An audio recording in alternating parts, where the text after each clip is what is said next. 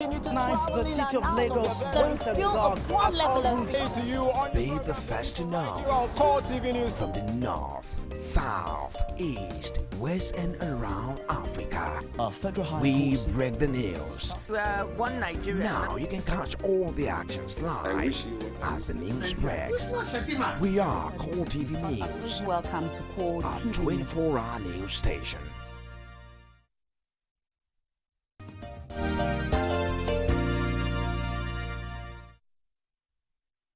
Welcome back. You are on to Core Digest, where we are discussing the OSUN 2014 governorship election that was just concluded in Osun State.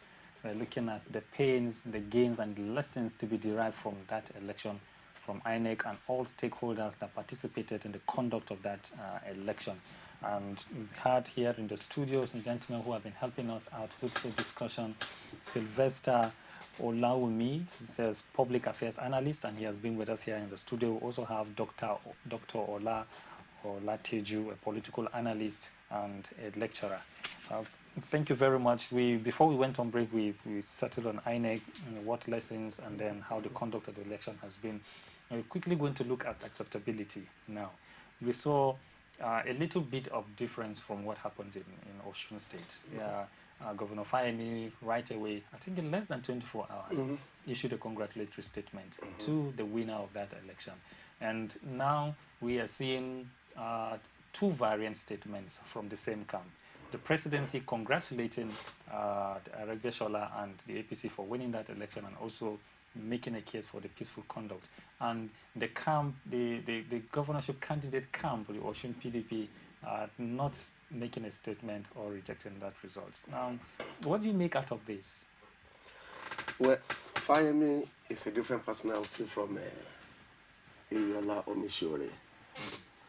Fayemi displayed to the whole world that the election, the gubernatorial election in his own state, wasn't a matter of life and death. He saw it and took it as a game that could be won by anybody. Even though his party did not follow suit, APC did not emulate Fayemi. They rather said they will go to court to challenge. But in Osun State, we saw the party congratulating the winner and the presidency congratulating the winner, while the contestant himself is here to accept defeat. Human differences here. The argument being put up by the medial officer of Omishore that Omishore represented the party, that was why they had the party logo and the ballot post. If that is the case, then they should no longer wait for any other thing than to toe the party line, because the party at the highest level has congratulated the man. That shows that, to me, they are sort of bad losers. It genuinely they believe this election was free and fair. Judging from the comment of Omishore during the election, thanking INEC, commending INEC for a job well done, I see no reason why the results of what you are commended the organizers for could not be accepted the way it came. So it shows his camp is a bad losing camp. They need to emulate Fayemi and say congratulations to Aregbesola. Okay, now Ola has said the camp is a bad losing camp. Now let me take you to the statement made by the special advisor on political matters to President Jonathan, Professor Rufai Alkali. He said it's a painful loss to the PDP. Now, even though they went ahead to congratulate the loser. Why is it a painful loss? Now, if you look at Ekiti experience, the 16 local governments in Ekiti, Fayemi lost. In the 16 local governments, including his own Oye local government, he lost. So he has no choice than to accept immediately. Now, if you look at Osun, in Ife, I think when the analysis was going on yesterday, Omishore won with very big votes. In Ilesha, Aregbesola won with very big votes. The base of Aregbesola is Ilesha. The base of Omishore is Ife. So the two of them got their home support and won clearly. Then you get to Oshogbo now, and you get to Ede, and you get to Okuku, etc. And you find out that Aregbe Shola came up there for some influences, which we may talk about later. But here, because he was able to win, I think, 10 local governments out of 30, that is Omishore, he has a support base to say, no, they have cheated you. I said it earlier that once we lose in Nigeria, we must, after not finding who to place the blame on, we'll say the devil. So 10 local governments are pushing to say it's a lie. You won in those places. And that's why he is taking it like that. But at the federal level, at the party level, they know something around, and then the president is congratulating that to say, you have won, and let's leave it like that. Now, if all parties involved in the election have said the conduct was fair, the conduct was peaceful, the conduct should be commended, then just like Dr. Ola said, why should the results not be accepted right away? It boils down to what I have said. Once a loser comes up, it doesn't accept easily. If you go to Fayemi again, so after the party has spoken, Fayemi also is changing his words. Are you aware of that? That Fayemi is changing. He's been saying, go and read my congratulatory statement.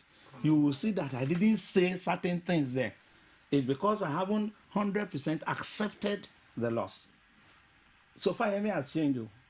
It's not the same thing that we saw on that first day. But he lost that first day, shocked him. He said, if that is the voice of the Ekiti people, I take it.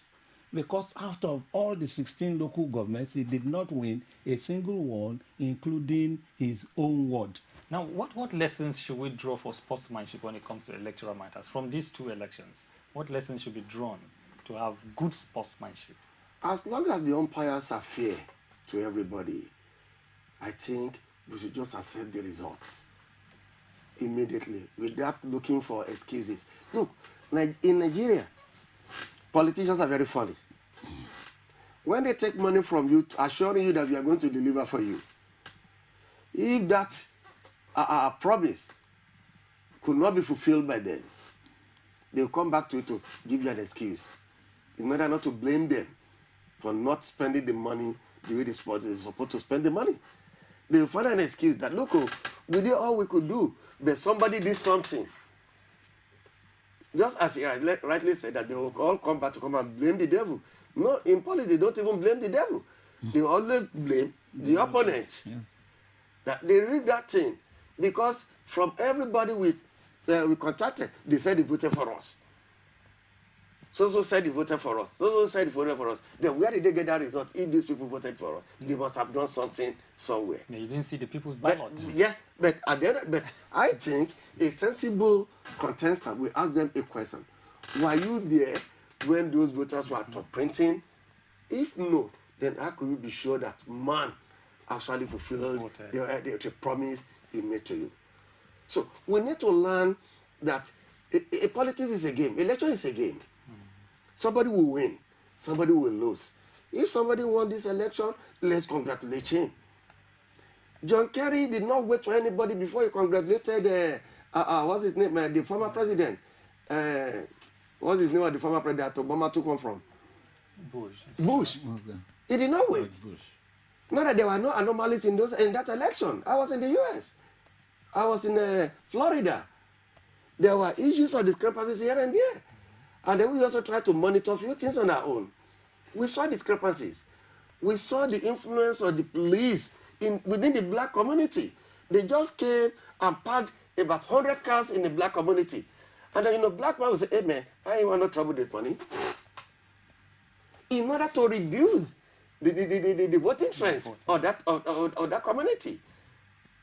Not only that, they also wrote letters to people advising them not to come to the voting center because they have not been able to update their particulars on the voters register. So you don't need to come. Until one woman came out and said, no, I didn't apply for any update.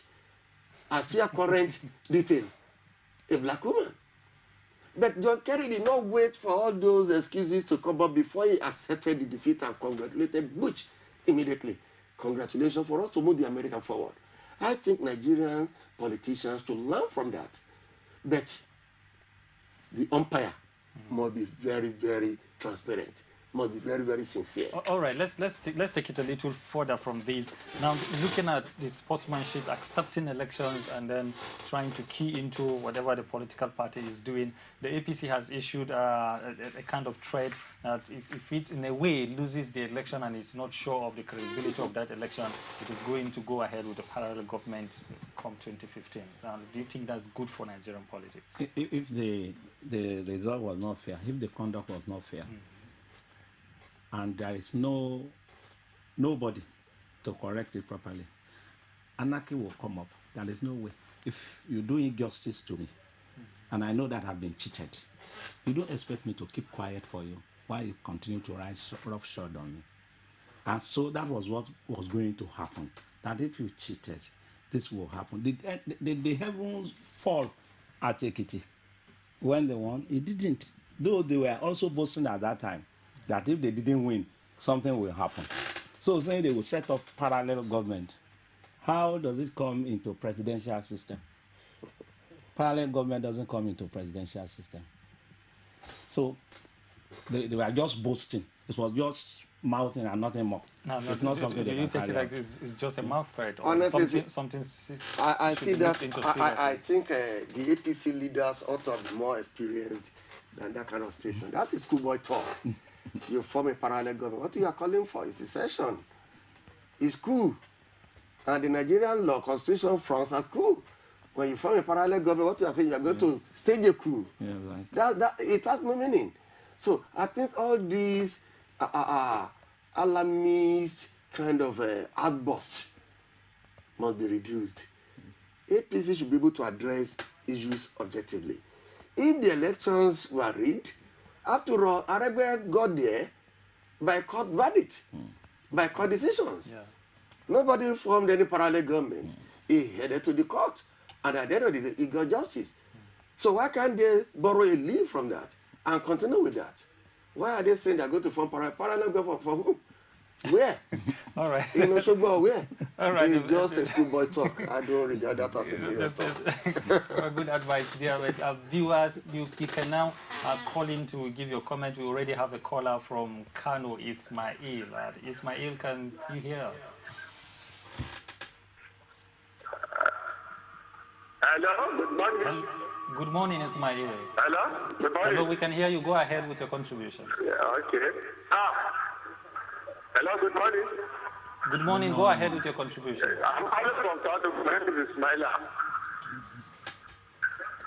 Yeah, it's about 2 years I've been watching your program. So, you know what problem in Nigeria? This is our problem. You give us a problem. Why must you go ahead with your opposition?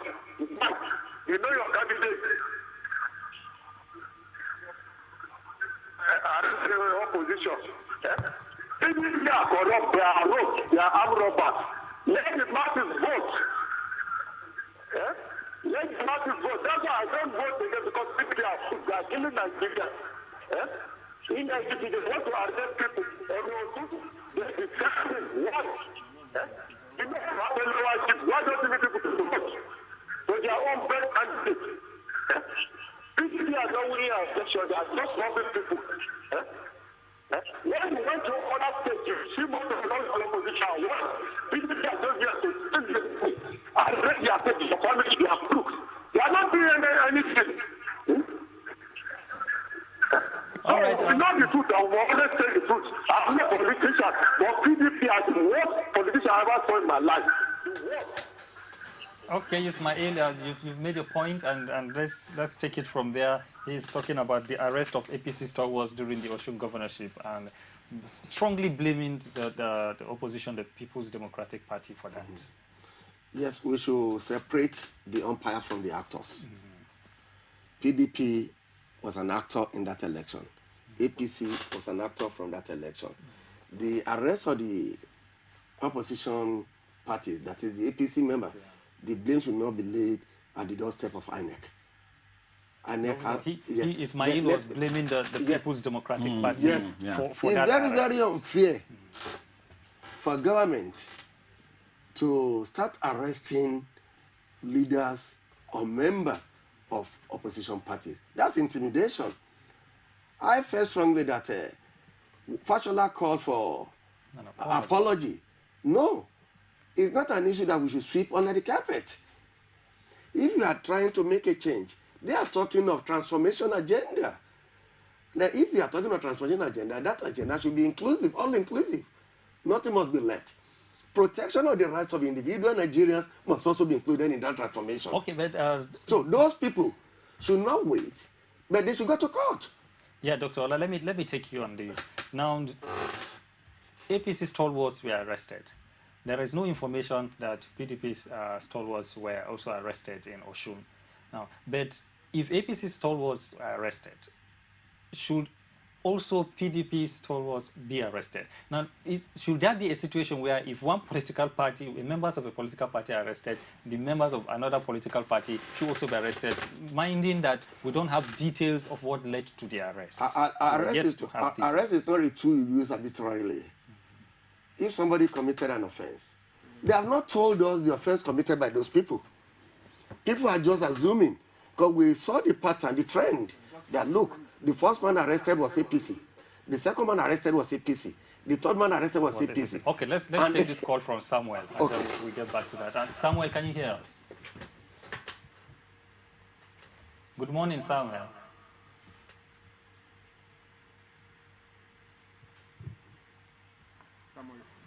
We seem to have lost that call. Now, so the trend is that they did not come out to say they were arrested because of this. Nobody knew why they were arrested. So they now left the room for people to start speculating. Oh, since they were all APC members, it's part of the grand design to intimidate the opposition. If that is the case, it's very, very unfair on the part of the federal government, not even the PDP. The PDP has no control of the armed forces. They have no control over the police. It is the presidency that has such control. So if you have to blame anybody, we should blame the executive arm of government. But someone will, let me take this to Sylvester, someone will argue with you that the members of the federal government are also PDP members. Yes, they are PDP members, and that is why they have control over the security forces that were on ground. And that is why we have the minister, Vaniko Road there, and they were the people that were actually heating up the politics, saying this will happen to the other party if this happens. And without declaring that there should be no movement in OSUN, they started arresting APC people for no reason at all. I think I was discussing it with Dr. Gios of the camera now, that they were not arrested. Lai Mohammed said there was no rule that they shouldn't move. They just stopped their car and they decided they should move out of the car, and they moved them and they arrested them. No, but is there no rule of restricted movements on election days? There was none. No, on that night there was none. No, I okay, think in the night before the election. Yes. What does the Electoral Act say? I think there was a restriction around 9 or 10 or something like that before the election, maybe 12 midnight, something like that. Before the election. Before the election. That all vehicles coming to our show will no longer be allowed. Yes. So what I gathered from Grapevine was that Lai Mohammed was coming with some people, more than 100 or something like that, moving to our show. So they now asking what he was going to do. Nobody knew. Lai Mohammed needs to come out and tell Nigerians exactly what happened. Okay, the situation. But it's very, very unfair. So just like Dr. Ola said earlier, until the people involved and the security agencies come out to tell Nigerians, now this is actually what transpired. Exactly. We do not have details of what led to those Lai Mohammed has already arrests. spoken. Lai Mohammed has spoken. He was in a car with his colleagues. He was not with any 100 people. Lai Mohammed that I know, if truly his rights have been infringed upon, come on, Lai will go to court. That's Lai I know. Let's move a little bit away from that. But just like the gentleman said, the arrest should not be arbitrary. There should be reasons why people should be arrested, especially with elections. Exactly. That has to do with elections. Exactly. Now we had some defections prior to the election, which some people have said was actually going to be a plus for the ruling party in Osun State. And has that actually been a plus? Yes. Could that be the reason? Yes. But let's take Samuel back again before we get to that. Samuel, can you hear us now?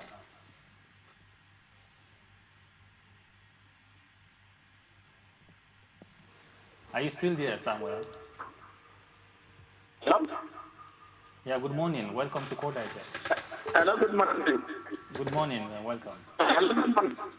Good morning, we can hear you. Go ahead with your contribution. Hello, good morning. Good morning, Samuel. Go ahead with your contribution.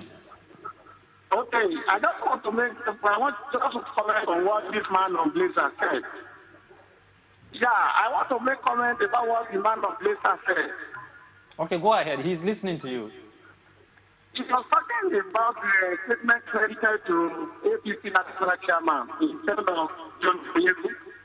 What Oyegu said was that the 2015 election is rigged, that everything than to form parallel government. I want to because a situation whereby you are using soldiers to intimidate the opposition in the name of maintaining peace, I think it's very, very uncalled for. Look at the problem on the side of the opposition in Osun in particular.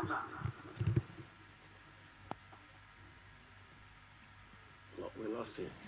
Okay, I think let's go back. He is trying to buttress the point that the APC said if the election is rigged.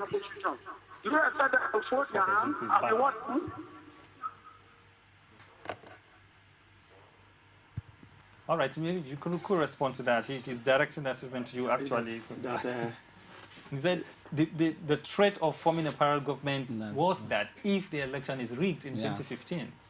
So he's trying to buttress that point that was a statement. If election is rigged in 2015, yeah. Are they seeing symptoms that will lead to that conclusion? They conducted election in Ekiti. PDP won. APC lost. They conducted election in Osun. PDP lost. APC won. They conducted election in Edo. APC won. PDP lost. So where are they getting these facts from? That the 2015 general election will be rigged. They need to examine their facts. They need to examine their books very well. What they're supposed to be looking at, how could they be able to prevent rigging as a political party? How could they be able to stop PDP from rigging, or Labour from rigging, or any other political party? A PDP too should also be working to how would they be able to stop UPN or APC from rigging? Not that they'll be waiting and be hitting the politics for us, that if election is rigged, they will form a parallel government. Parallel government will not bring peace, will not bring harmony. At the end of the day, the people that we are going to put in that government will not even have their members or their families within the communities. You go to the UK, you go to US, you go to Canada, you even go to Ghana. They have your children schooling over there. So then we say they want form parallel government here, and at the end of the day, we have chaos. We have crisis. Then who suffers from that crisis? The common man.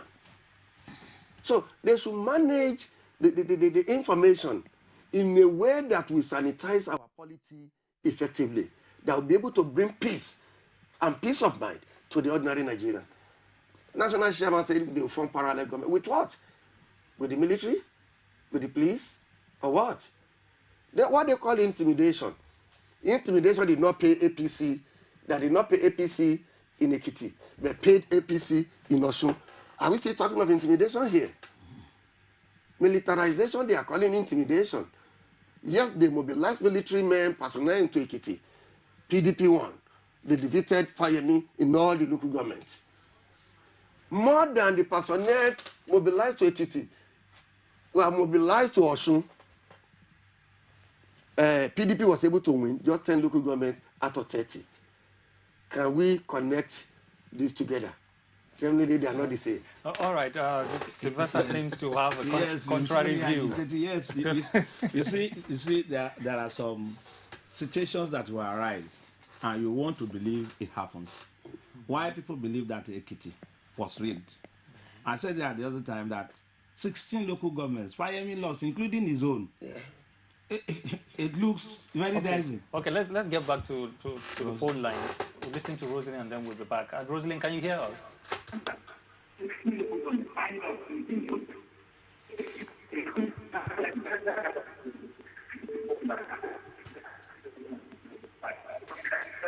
Hello, I hear you. Yeah, Rosalind. I can hear you. I can hear you. Go ahead. Hello, good morning. Good morning. Okay, good morning. Good morning. Go ahead with your contribution.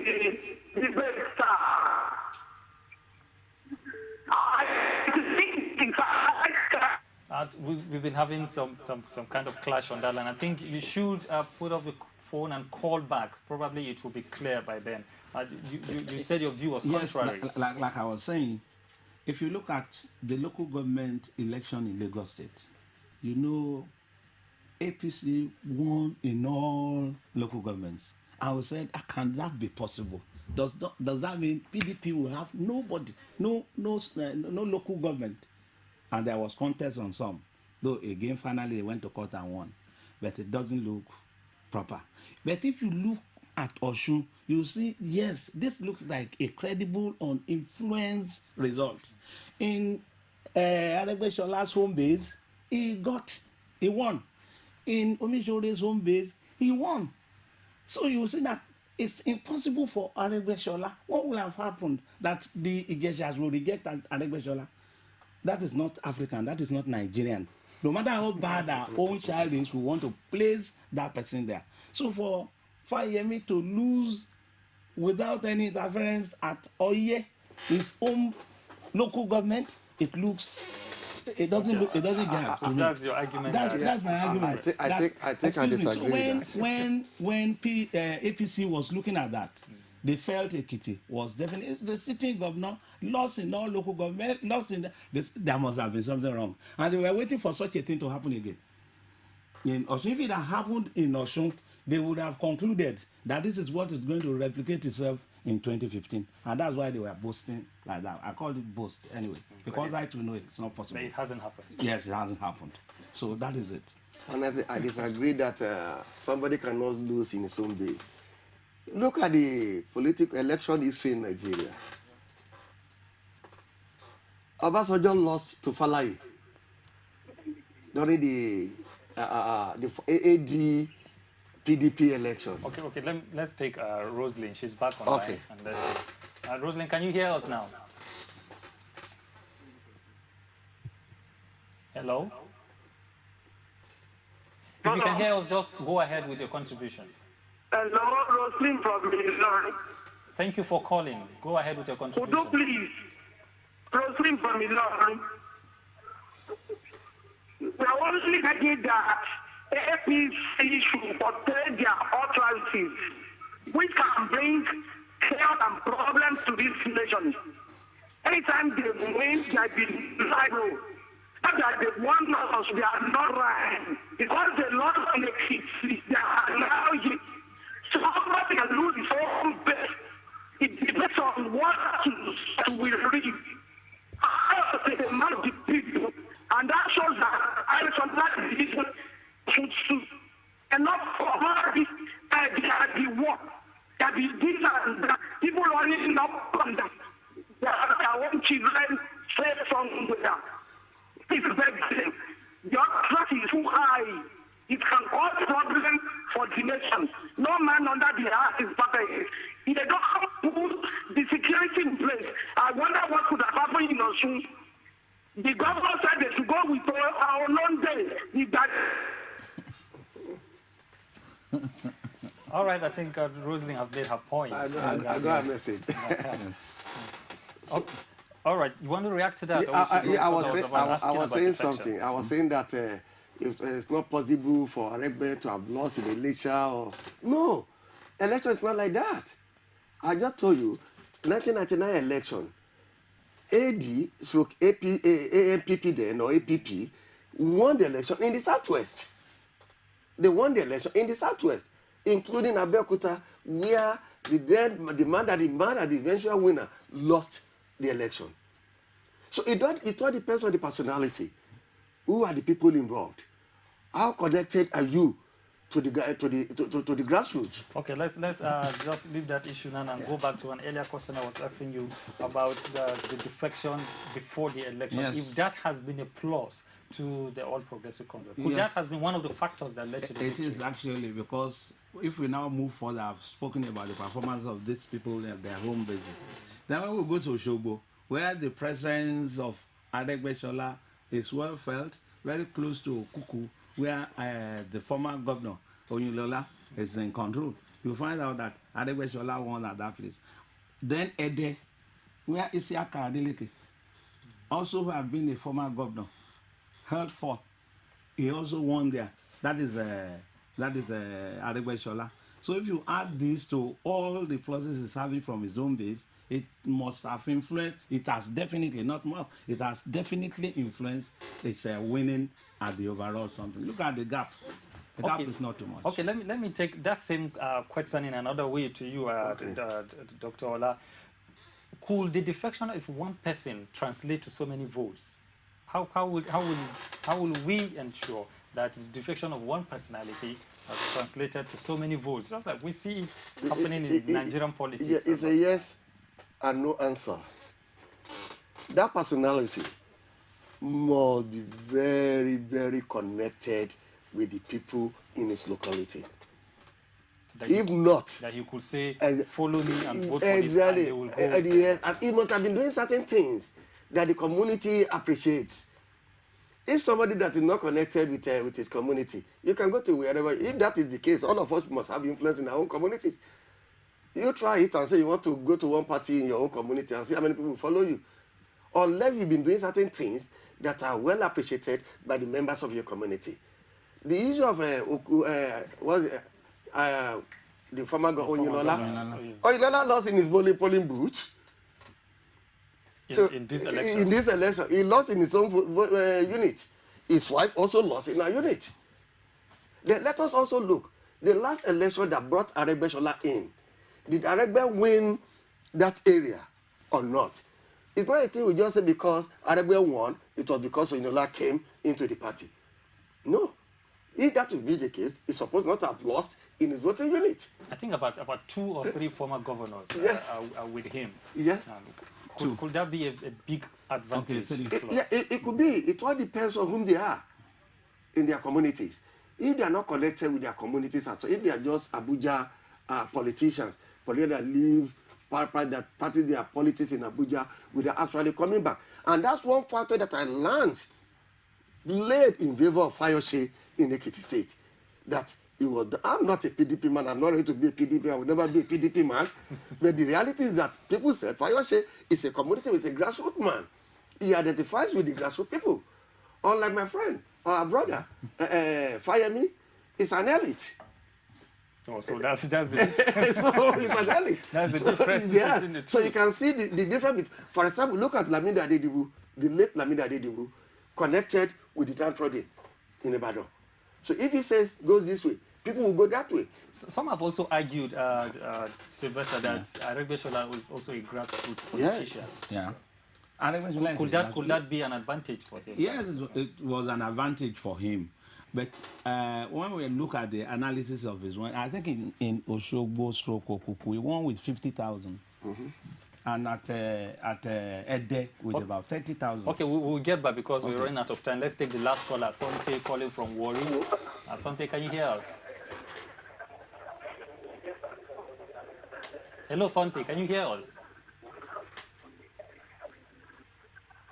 Let me take contribution concerning this issue I just explained. APC they have demonstrated to be very disadvantaged.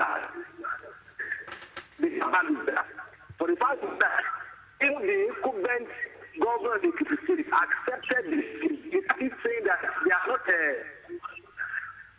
not accepting that verdict. It's a very bad word.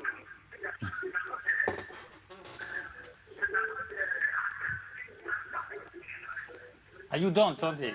Stand Nigeria and tell Mr. President to allow this level playing ground for all political parties. All right, thank you very much for that contribution. When he is reacting to the accepting elections or the sportsmanship that we discussed earlier. Exactly. That APC as a political party accept defeat in Ekiti.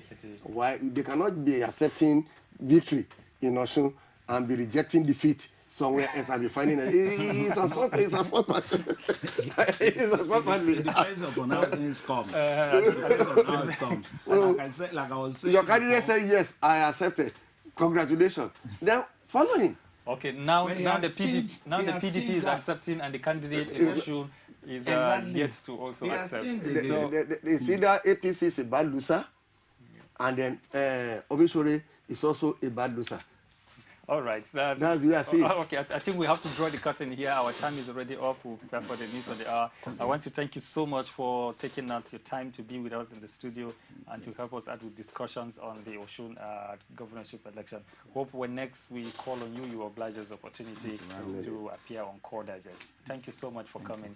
Our viewers, has been Core Digest, and I have been speaking with Dr. Ola Olateju, a political sociologist and a lecturer, and also a public affairs analyst, Sylvester Olawuni. Thank you for being with us on Core Digest. Tomorrow will be another date and time. Next will be news on the hour. Please stay with us. Thank you. Thank you very much.